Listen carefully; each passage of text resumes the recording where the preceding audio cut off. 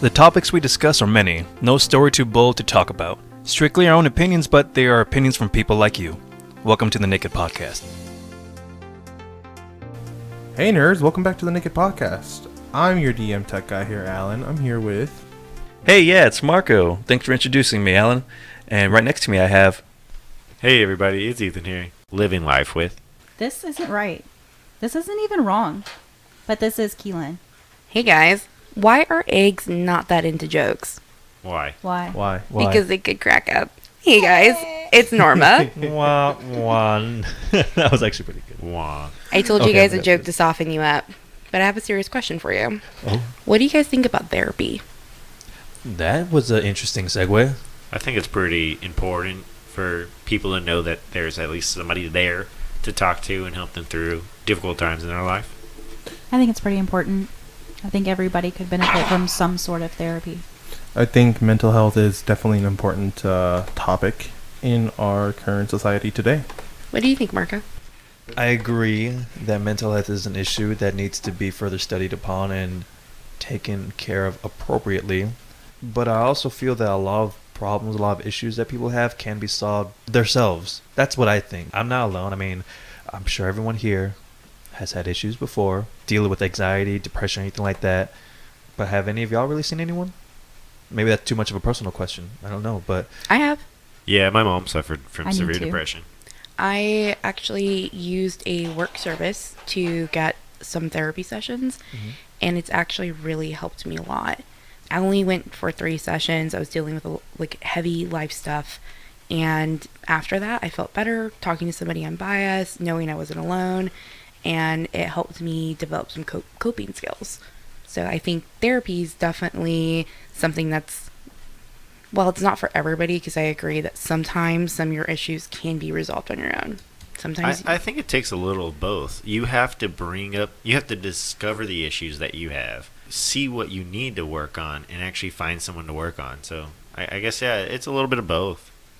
I don't know. It's just my issue with it has always been the practices that go into therapy itself.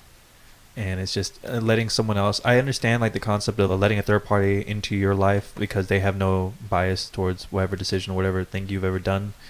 They're just going to look at it logically from their point of view, and they tell you what they see. And I understand that. That's good. Sometimes having that step back and give you that other point of view is what you need. The outside perspective, because a lot of us sometimes, we get tunnel vision when we focus into something, and we need that kind of, not a slap in the face, but the slap in the face that says, hey, look at this from this angle, and it can be so much better. I definitely agree. Our generation is actually known as the therapy generation.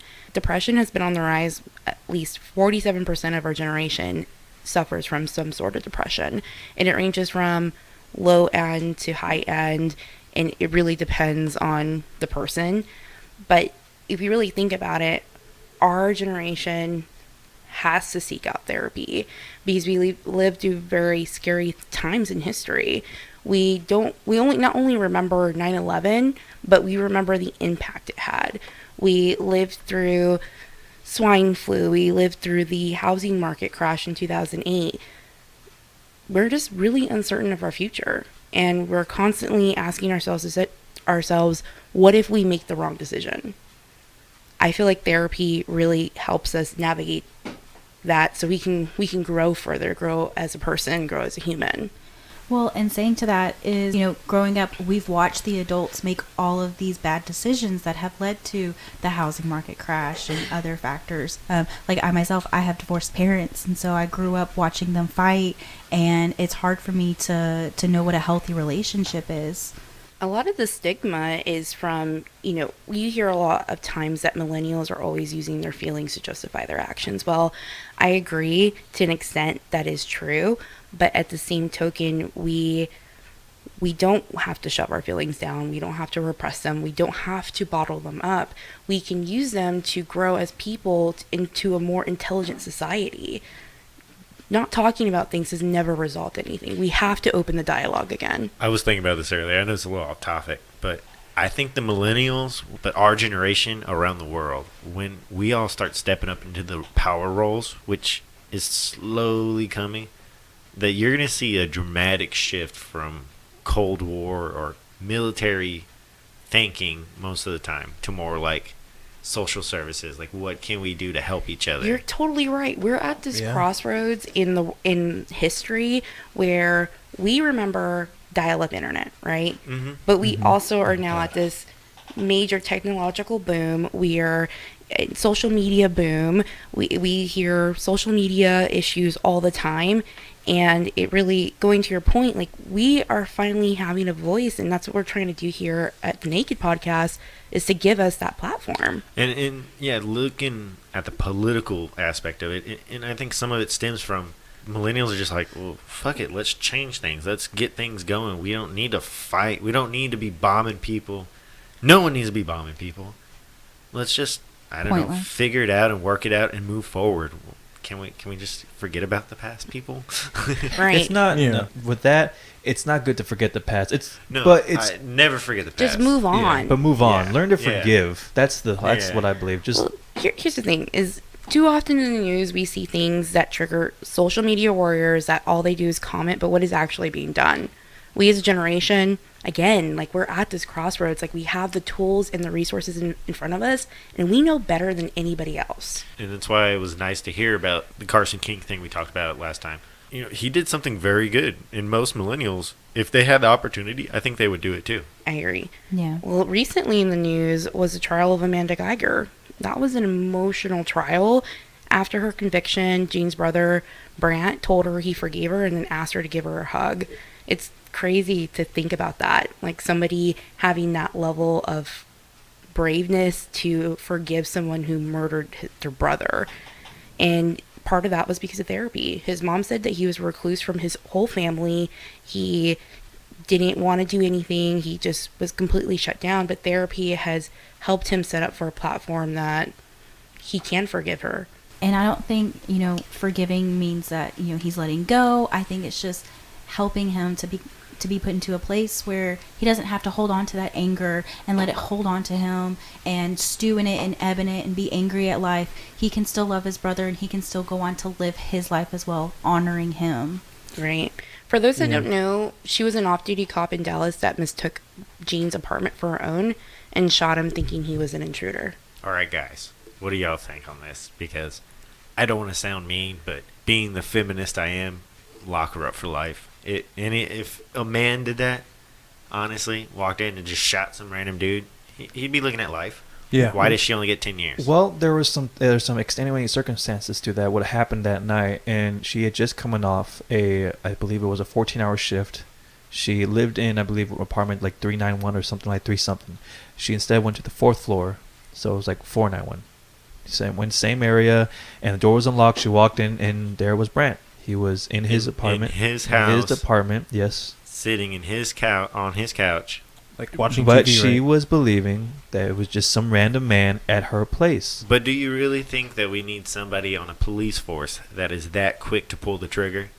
Yeah, like That's I'm my sorry. issue. No. Well, I mean, you don't have to worry about that because she got But- convicted. But yeah. I understand that. How many of us have ever worked a long shift or have just been so exhausted you can't really think straight? Think you're too quick to be angry or to be sad, or just it's easy for you to kind of. Well, let's talk about police. How are they trained?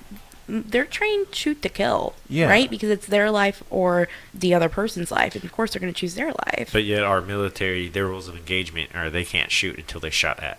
Well, that's why different. is that so different, though? That- Why is Why- it different why is it that different? people... Because you're dealing with people from a different country, where they so are. you have to treat them better than us?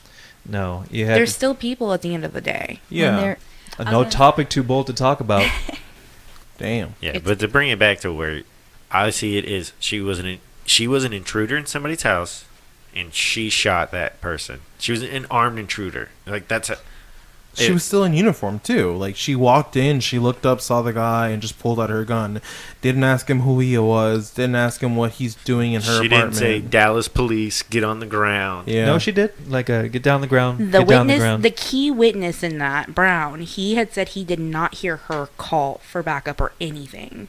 It would have just taken her 2 seconds. Like, I understand that she was exhausted and tired, but even in that state of mind, should she have gone to panic so quickly that she's going to shoot to kill, when it would take him 3 seconds to, instead of just looking at him, looking at the color of his skin, I don't know, just like looked in the apartment and realized those aren't her decorations, those aren't her belongings in the apartment. Unfortunately, Dallas has a really bad history. They of just their had police. another one of a police officer shooting a black person. Yeah. In their own home again, right? That officer has actually resigned right now. That's the latest I've heard. I don't like the thought of he's black or he's white, like the skin color. Like, that really doesn't matter. I think it comes down. Well, I mean, that depends on who you talk to, really. Personally, It shouldn't. it shouldn't. I think a lot of it comes down to the training. They're not training them properly. They're pumping people out of the academy. They're continuously lowering the acceptance. As well as pay rate, too. Yeah. So you're not getting... You're getting the cheapest person possible to do one of the most important jobs in our society. So going back to training, Norma and I actually watched something recently on Netflix. It's the Patriot Act. If you've never watched it, we definitely recommend watching it. It's one guy talking about a whole variety of topics. But going back to it, I digress. Very leftist. It is quite leftist. If you're looking for all views. Everybody should have one far leftist, one far rightist, and one centrist. That is a good thing for millennials right now. Listen to someone on the right, listen to someone on the left, and listen to someone in the middle. That's just a rule of journalism. You need to get Yeah. 3 different sources to match up the story. But going back to the Patriot Act, the episode that we watched was on police brutality, and he interviewed someone who was in the police force about their training process. And he was saying that, yeah, they're shooting to kill. They even do non-sponsored work things where they go and take a tactical class, and it's missionary style. And that's one of the things that why I always say, why isn't there more veterans in the police force? I think they're starting to get there a little bit. Think about it. You have all these veterans coming back. What are they going to do? All they know is soldier. Yeah. But they have better training. They know they have rules of engagement. They have better, codes of honor. They have better judgment, period. Yeah. Mhm. I mean, they've been training for years for those kind of scenarios. Why not promote them to go in public service of officers or troopers? Well, there's the thing there of their actual mental state of mind. A lot of these people actively killed other people in other countries, and that's just not something that you can turn off. If I mean, it's like our cops are killing everyone left and right. It feels like. I actually have a few friends who were military, and they've all told me that is something that is very difficult to get out of. Mm-hmm. One PTSD. It's PTSD. It all started God knows when, 40, 50, 60 years ago. Well, that's because of the introduction of heavy weapons, artillery, and everything. It was shell shock back then. They're also aged. They have some years under their belt. Amanda Guyger was pretty young, wasn't she? I believe 28 or 29. I thought she was younger than that. I'll go check real quick. 31. I feel like she probably didn't have as much experience as veterans would have. Her reaction was poor. Going back to the trial, though, I can kind of see it both ways. I feel like that is a good step into a way of restorative justice. What is? Her 10-year sentence versus a life sentence. And the fact that his brother, Brant and Jean, had hugged her and told her he forgave her, it just showed compassion. And then the judge went and hugged her and gave her a Bible. So if you remove, that's all I'm saying is if you remove the circumstance of her being tired from work, if it was a crackhead that broke in and shot him, should they only have 10 years in jail? No, they should probably get more. It's a good point. I can see both sides of it. I really Yeah. can. No, she was an armed intruder and she murdered. What if he was armed? What if, It was his house. He could have been armed. Yeah, right? And he shot her. He was protecting his home. He was protecting his Good home. on him. Yeah. Right. It's just so many different things could have happened. That happened, unfortunately. It was a terrible series of events, but she could have also died too. It's not just her own life, it was other people's lives. Well, and then we can look at, these officers who are shooting people in their homes. Instead of shooting to kill, why don't they shoot to disarm or shoot to just to injure, shoot in the leg, the shoot in officers foot. are dealing with people, most cases, especially if they're going to be coming at, they don't know the situation, what's going on. They are trained to shoot the center body of mass. That's the best way to stop any assailant. They can't go for legs because legs have major arteries in them. It's easy to puncture through them. Arms, the same thing. Center body mass, there's a higher chance that the person could survive. Fortunately, when Brant got killed, it was because of her training. It's not just officers that are getting trained to kill. It's anyone who goes to any sort of weapon training. You're taught to shoot center of mass because you In have the defense. highest, in defense. You have the Yeah. highest percentage of actually shooting and hitting center of mass. But that's only if you're in defense. You don't even know the situation's what's going on. Like Kielyn said, she didn't pause to think. She didn't pause to look at what was around. You have to have some level of sense. In most officers that I see nowadays, they carry lethal and non-lethal means on them. So why was her first reaction to go for her lethal means when she has a non-lethal taser right there? A taser or a baton or something. Yeah. Again, it's a lone assailant. According from her perspective, she has no backup, can't see his hands. The only way officers use the taser, it's because they have backup. They have live round backup. They have other officers that have actual guns in case something But goes this wrong. goes back to their training. Why are they trained that way? They're So- they're got to protect their own lives. I get you, but you know that video I sent you a while back where the intruders were like, "Whoa, she has a gun," and they called the cops. It was like the joke Yeah, video. that was Yeah. hilarious. That was That's hilarious. all I can think about when you talk about the situation. She went into his house, Not no, but but it doesn't Not matter. knowingly. Like if I just wander into a house and you like, thought it was yours. and I thought it was mine, And some I people pulled are a in there. gun, but I pulled a gun. Are those people okay to go after me? I Is mean, it- of course they are because they're in their own home. You but also I- at that but time I think was- you're I was in your scared. own home. Yeah, I thought I was in my own home and I was scared, so I shot this family. That's, Ethan does bring up a good point. Why I should her- don't see where she can justify it. That's all I'm Yeah. saying. Okay, yeah, that's fine. I mean, this is what the podcast is for. Different ideas, different points of view. What do you guys think? You can catch me on Twitter at @no_this is NJ. So millennials have apparently been killing the wedding industry, according to Forbes, MoneyWise, and other websites. When you Google what are millennials killing these days, Why do they always got to blame us for killing industries? Why can't they have killed industries? Okay, but honestly, let's talk about it. Weddings are real. so expensive. I would not want to spend an exorbitant amount of money on a wedding when I can invest that in a house or a really awesome vacation and making memories with my significant other. Again, it's because baby boomers aren't paying for our weddings. We pay for them ourselves. We don't want to spend the money on it. and that's the huge difference. Is back in the day, the bride's family, they're the ones that covered the majority of the wedding costs. Sure, the groom's family might chip in a little bit here and there, or I'm sure there were many instances where the groom's family paid for That's why everything. she had to have a dowry. Yeah. A dowry. That's a fun I mean, word. I'm waiting for Keelan's dad to offer me some cows and horses. That's why there's no ring on this finger. He's waiting to be Wait, Ashton Kutcher. There's another one I read about millennials killing formal dining when they have dinner parties back in a long time ago, wherever. They had very formal plating. They used china. It was very formal wear. And now we just grab a pizza and hang out because we enjoy our time together. Like, it's not something that we have to invest for appearances. Just because it was right 100 years ago doesn't mean it's right nowadays. So And, leave and us weddings alone. are no exception to that. I mean, things are changing. Look at us, for example. We're sitting here naked with some pizza in the middle. And our finest china is styrofoam. Well, and the reason that a lot of these things are changing is because millennials are now having to pay for their own weddings, which isn't that big of a deal. I think about it now. I don't expect my dad to pay for my wedding because, he has his family. They have medical bills. They got shit going on. It's harder these days to save money. And so it's going to be hard to hold on to that kind of money if it's just sitting there for as long as it should have been. Completely. My family is, my parents are the same. They're divorced, but they are majorly strained in their finances. My mom is completely disabled, so I can't rely on my parents for something like that. So even though the weddings, some are really big, some are really small, the average cost right now is still about $33,000 for a wedding. Jeez. That's so expensive. I'd rather just buy a house. Yeah. Or Let a me really go nice sell- car. Yeah, let me go His sell my SRV. car so I Or get put it down into payment. my kid's college fund. So $33,000. Well, and not only that, so because, they're costing so much money, a lot of millennials are waiting to get married until later in life when they can save up that money.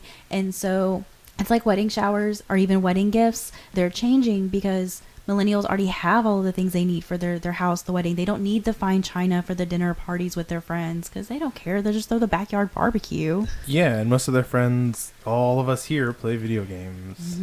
For y'all's wedding, what's going to be the perfect gift? I haven't thought about it. I mean, A SNES. A SNES.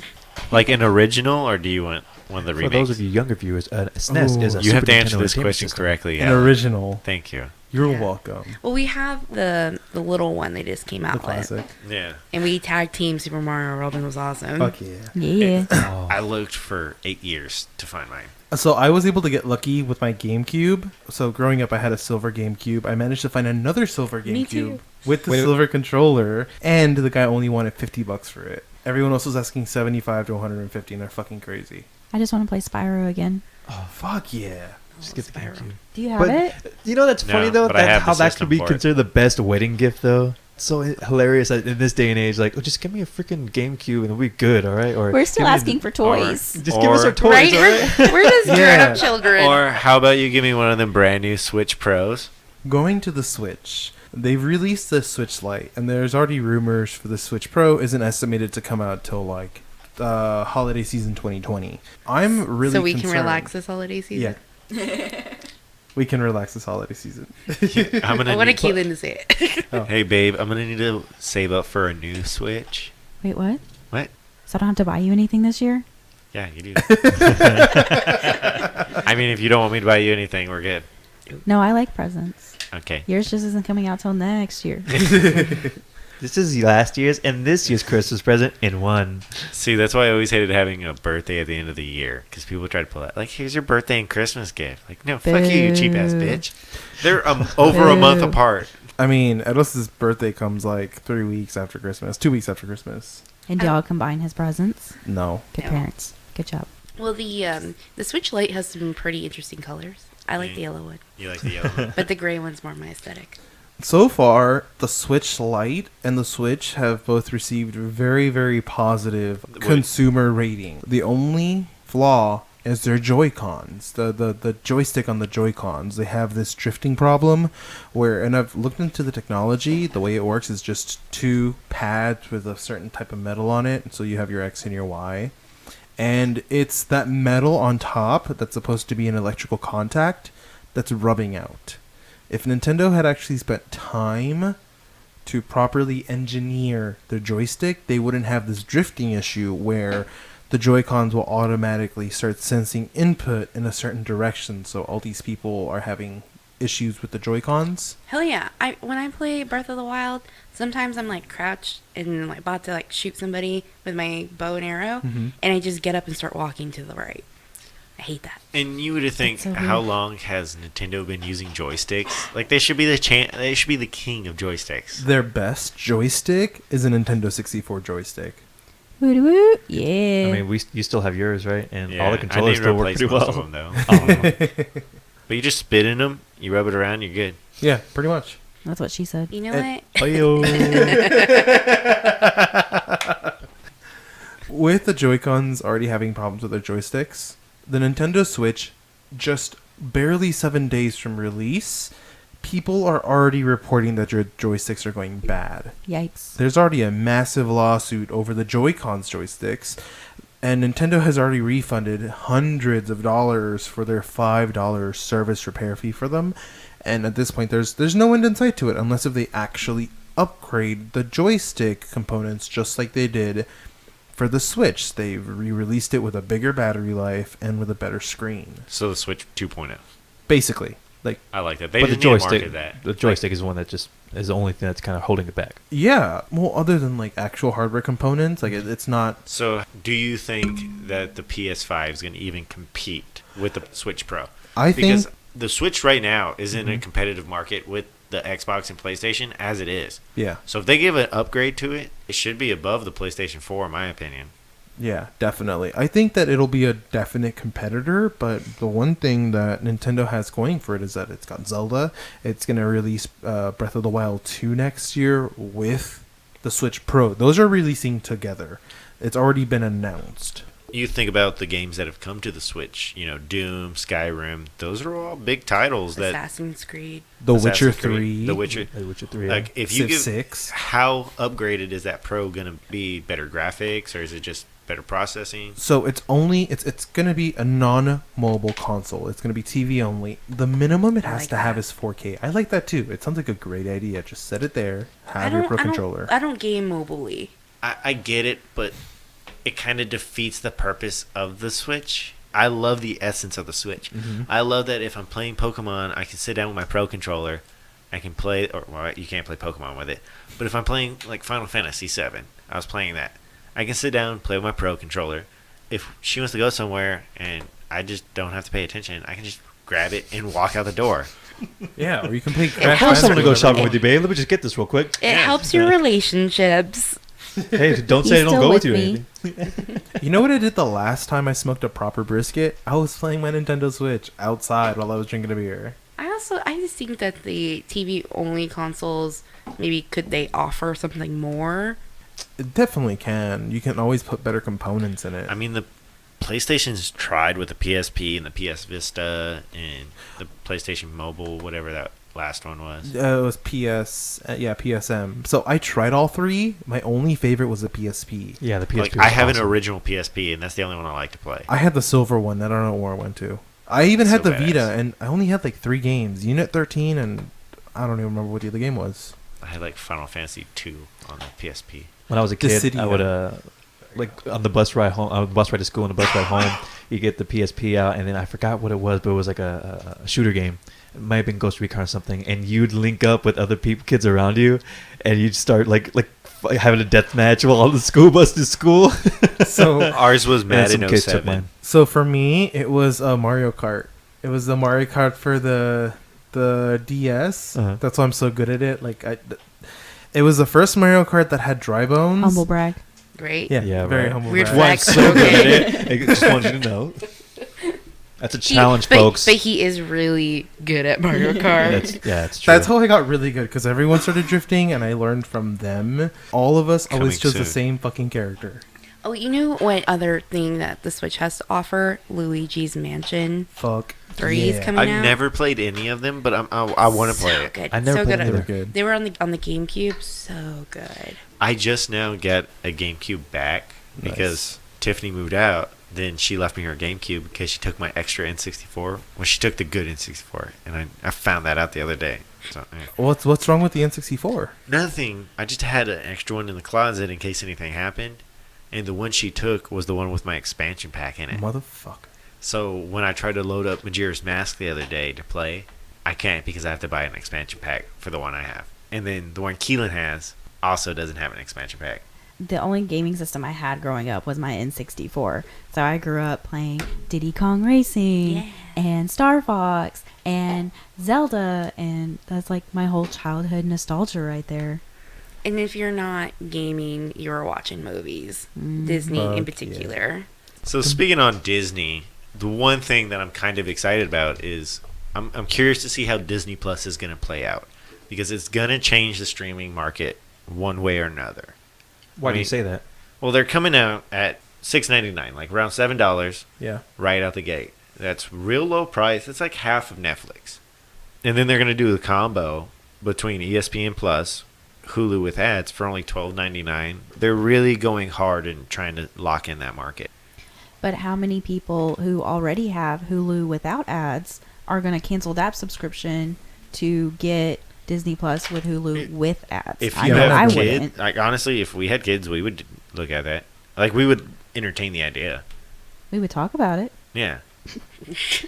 This is for millennials. I mean, well, actually, this is a generation. You don't know. You could be 18 and have like 3 kids at that point. If you listen to episode 0, you'll find out. Norma and I. We're I have a son. We're parents. We're parents. Even then, like, having a child isn't going to convince me to sign up for Disney Plus with ESPN and Hulu with ads. We already have Hulu without ads. I'm not canceling that. Hulu has Nickelodeon and all of their kids shows. Netflix, they have their own kids shows on there. Yeah. They're even going to offer a 1-year price for $70. 1 year. I mean, we've already signed up for it. Yeah. Because, I mean, think about it. We have... We're not sharing, I just Marco. love that. They're not gonna convince This is why me. it's not going to We have convince it me already. to have it. And they're like, well, actually, we already got it. And I was just like, well, I'm not going to enjoy watching it. No, but we've already signed up for it. I mean, I'm excited. They have to bring it, though. I just don't want to get into a position where it's really awesome and then it's super expensive. I think Yeah. that's what's going to eventually happen. And that's their price point is really, really low, and they're spending about $25 million for The Mandalorian. The pilot episode, I think they said, was over $20 million. Holy what? shit. Okay. That's a lot of money behind a pilot episode. It is. And that's just one show. I mean, think about all the Marvel shows they're producing. They're all throwing money at everything. They're expecting to lose money on Disney Plus until 2024. And they're okay with that. Yeah, no, it's like that's what they signed up for. Well, Disney owns everything. I'm pretty certain they have more than a few bags of fuck you money. Yeah, they do have a lot of fuck you money, and they're throwing a lot of fuck you money at Netflix. Yeah, like they canceled all of the Defenders series, Jessica Jones. They pulled all them. They're pulling all their content from him, and then on top of it, they banned Netflix from advertising on any of Disney platforms. Which I kind of think is a shit move. Like, It's a very shitty move. And Netflix is already, millions of dollars of debt right now. I feel like that's Oh, Disney's yeah. ultimate fuck you to Netflix. Eventually, I don't know if they're just trying to lower the stock price of Netflix so they can buy them out or something. I don't know what Disney's end game. I don't really see it. So I don't think it's going to lower their stock point at all. I think that it's going to solidify their consumer base. Speaking on that, 36% of all households in the U.S. have at least 2 streaming services currently. They expect those people, when all said and done, after all these new streaming services come out, they're going to land on 4 of them. Yeah. So is Disney's bundle going to give you a few more extra streaming services, or are you just going to stick with your Hulu with no ads, Netflix, Spotify. Disney Plus, and then roll in Apple TV or something? YouTube TV. Yeah. Yeah, you got Apple TV, YouTube TV.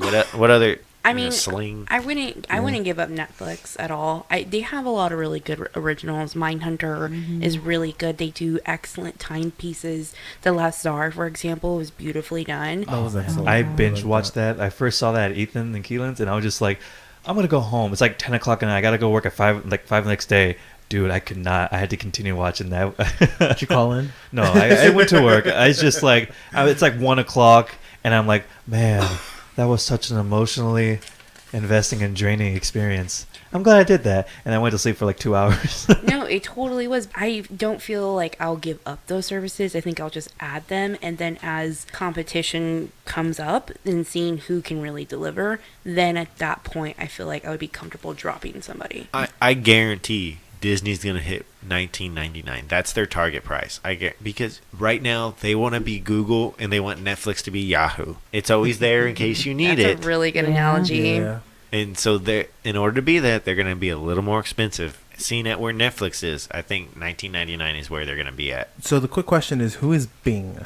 I was thinking the exact same The thing. Peacock.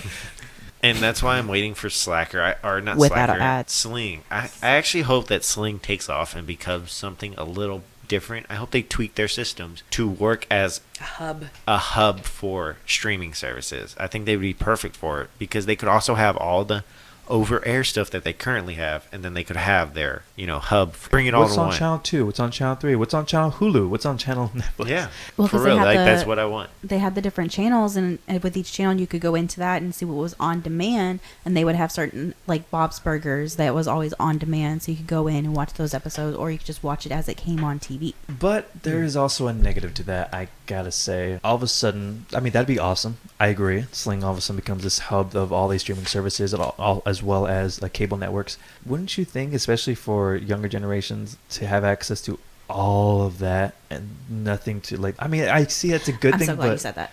it's just, I mean, so who's indecisive here? Wait, what are you talking about? Having that many different options. Yeah, I mean, I have Netflix and Yeah. I can't even choose a single episode without deciding like, it takes am I going 20 to minutes invest? to find something to watch, because you have to watch previews. If it has What are you in the previews, mood That's with? why I've actually got into the better habit of using my list, like on Netflix. So if I'm Oh, your scrolling watch through, list. yeah, okay, I'll add that to my list. I liked it when they called it the queue. Your Yeah. queue. Oh. Yeah. And then they got rid of that. Yeah, but I'm so glad you said with the younger generation. I was literally just telling Ethan this the other day. I'm so excited for when our kids are going through school and they start learning different things about history. Then I can take them to all of these shows that are being produced. The Last SARS, the Project, I get to show the kids what they're learning in school and how it applies. Yeah. Chernobyl, all of these so different good. things. I'm going to be able to show them in a way that we didn't have access to. I think it's going to make learning so much more interesting and fun. That's a great point. That is a great point. That's yeah. a great point. Like, I'm so excited. And I think that's like But- happening now to a certain point. Yeah. But you're Learning's changing, for sure. That's true. That's definitely true. But I mean, all these kids, my little nieces, I mean, they're always on their tablets, just glued to the screens. It kind of makes me That a are little given worried. to them by the schools. Mm-hmm. Which But is crazy. Yeah, I don't like that. I don't like kids having computers. No. Yeah. talking My about son- The Last Czars, I was just thinking about Anastasia. Like I'm not gonna lie, I used to love watching that as a kid. That was like a great I movie. love that It's movie. That was a And great then, movie. and then after watching The Last Czars, I'm like, this isn't like Anastasia at all. And with her not being alive, that's it for our podcast, everyone. Thank you all for listening. Have a good night. See you next week. Bye, guys. Bye, guys. Just make sure to check us out on all the major platforms. Apple should be launching soon. We're now official on YouTube. Woot woot. Official Millennial on YouTube. The Naked Podcast. Oh yeah. Anywhere else we need to plug? Any other plugs? Twitters. Don't add us at OG_the Naked Pod. At Marco. You can find that on Instagram and Twitter.